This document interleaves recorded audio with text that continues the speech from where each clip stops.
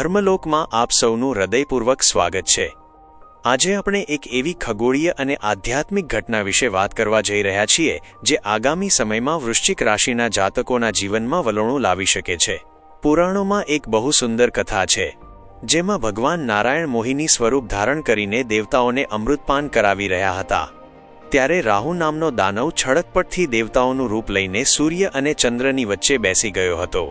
સૂર્ય અને ચંદ્રની ફરિયાદ પર ભગવાને સુદર્શન ચક્રથી રાહુનું ગળું કાપી નાખ્યું, પણ અમૃતના ટીપા ગળે ઉતરી ગયા હોવાથી તે અમર થઈ ગયો અને ત્યારથી રાહુએ સૂર્ય અને ચંદ્ર સાથે વેર બાંધ્યું છે। જ્યારે પણ આ ગ્રહો સામસામે આવે છે ત્યારે ગ્રહણનો યોગ બને છે અને 14 ફેબ્રુઆરીથી 14 માર્ચ સુધીનો આ સમયગાળો વૃશ્ચિક રાશિ માટે આવો જ એક સંક્રાંતિકાળ લઈને આવ્યો છે, જ્યાં સૂર્ય અને રાહુની યુતિ ચોથા ભાવમાં થઈ રહી છે। વાસ્તવિકતા એ છે કે સૂર્ય પ્રકાશ છે અને રાહુ ધુમાડો છે, તેથી જીવનમાં બધું જ હોવા છતાં એક અસ્પષ્ટતા કે ધૂંધળાપણું અનુભવાય તે સ્વાભાવિક છે। આ સમયગાળામાં તમારે અતિશય આત્મવિશ્વાસ કે અભિમાનથી બચવું પડશે, કારણ કે રાહુ કોઈપણ લાગણીને 10 ગણી વધારી દે છે અને જો અહંકાર વધશે તો પતન નિશ્ચિત છે। વૃશ્ચિક રાશિના પુરુષો માટે આ સમય કાર્યક્ષેત્રમાં ખૂબ જ સજાગ રહેવાનો છે। તમે કદાચ દિવસ રાત મહેનત કરશો, પ્રોજેક્ટ્સ પૂરા કરશો, પરંતુ ઓફિસમાં કોઈ એવું ષડયંત્ર રચાવાની શક્યતા છે કે તમારા કામનો યશ બીજું કોઈ લઈ જાય। તમારા ઉપરી અધિકારીઓ કે બોસ સાથે વાત કરતી વખતે નમ્રતા રાખવી અનિવાર્ય છે।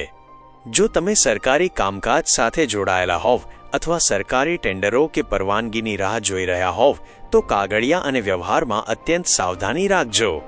જમીન, મકાન કે પ્રોપર્ટીના સોદામાં અત્યારે ઉતાવળ ન કરવી, કારણ કે ચોથા ભાવમાં રાહુ ભ્રમિત કરી શકે છે અને ભવિષ્યમાં કાયદાકીય મુશ્કેલીઓ ઊભી થઈ શકે છે।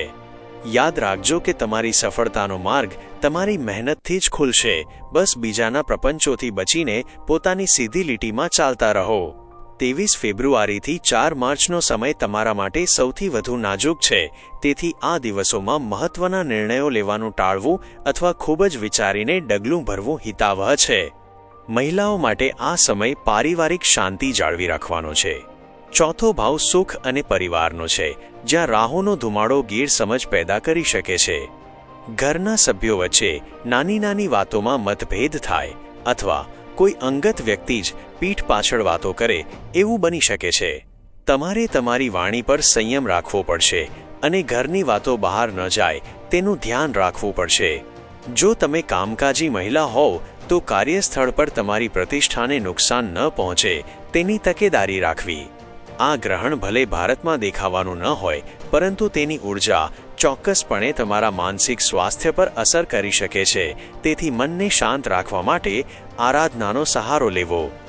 માતાના સ્વાસ્થ્ય બાબતે પણ થોડી ચિંતા રહી શકે છે, તેથી તેમની નાની નાની જરૂરિયાતોનું ધ્યાન રાખવું તમને માનસિક સંતોષ આપશે।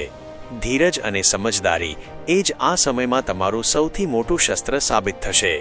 વિદ્યાર્થી મિત્રો માટે આ સમય એકાગ્રતાની કસોટી સમાન છે। સૂર્ય બુદ્ધિ અને તેજ છે, જ્યારે રાહુ મનને ભટકાવનારું તત્વ છે। અભ્યાસમાં ચિત્ત ન લાગવું અથવા પરીક્ષાના સમયે બધું ભૂલી જવાય તેવો ભય લાગવો એ રાહુની માયા હોઈ શકે છે। જો તમે કોઈ સ્પર્ધાત્મક પરીક્ષાની તૈયારી કરી રહ્યા હોવ તો આળસ અને સોશિયલ મીડિયાના વળગણથી દૂર રહેજો। આ સમયે લીધેલો ટૂંકો રસ્તો કે ઉતાવળિયો નિર્ણય તમારી કારકિર્દીને નુકસાન પહોંચાડી શકે છે। તમારા ગુરુજનો અને વડીલોના માર્ગદર્શન પર વિશ્વાસ રાખજો।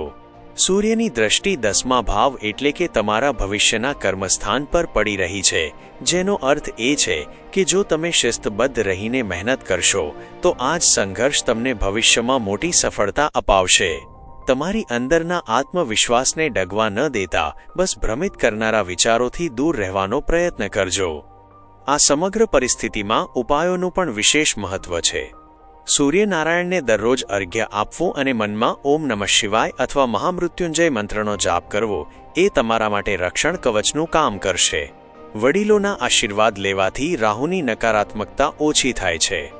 ભલે આ ગ્રહણ અદૃશ્ય હોય, પરંતુ તેની અસરો વાસ્તવિક છે। એટલે જ આ 1 મહિનાના સમયગાળામાં જો તમે સતર્કતા, નમ્રતા અને આધ્યાત્મિકતાનો સમન્વય કરશો તો તમે ચોક્કસપણે આ મુશ્કેલ ગ્રહદશામાંથી પણ સફળતાપૂર્વક બહાર આવી શકશો અને તમારી પ્રતિષ્ઠામાં વધારો કરી શકશો. વિશ્વાસ રાખજો કે દરેક અંધકાર પછી એક નવો સૂર્યોદય નિશ્ચિત હોય છે અને તમારી મહેનત ક્યારેય એળે નહીં જાય. આશા છે કે આ માહિતી તમારા જીવનમાં નવી દિશા અને સકારાત્મકતા લાવશે.